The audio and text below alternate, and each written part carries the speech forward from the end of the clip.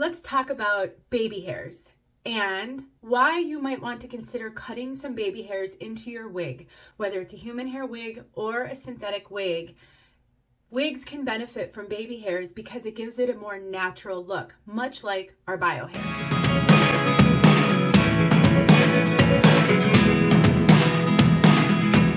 Most people have baby hairs around their hairline or sometimes around the nape at the bottom of their hairline.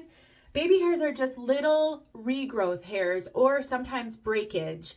You know, human hair breaks, and oftentimes around the hairline you'll get those regrowth baby hairs or breakage. Right here is my bio hair. This is my bio hair, and that is mimicking baby hairs. If you have bio hair that you can blend with your wig, you may not need to cut baby hairs into your wig if you can pull out enough of your bio hair to blend and mimic where that hairline is on the wig. But sometimes, even with blending your bio hair, you need to cut baby hairs in, or if you don't have bio hair to blend, this tip will really help you.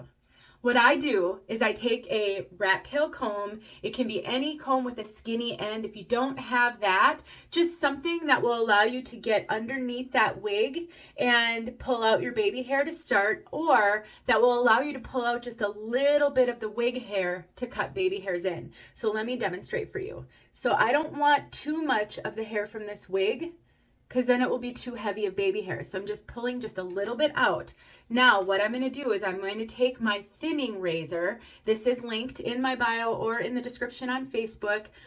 And I'm just going to go down the hair and I'm going to trim off so that this longer hair that I pulled out is shortened and will frame my face like baby hairs. And you can cut it as short or as long as your preference. It doesn't have to be super short. It doesn't have to be any specific length. Whatever you feel is natural for you and what you're trying to achieve. So let's do it over here on this side.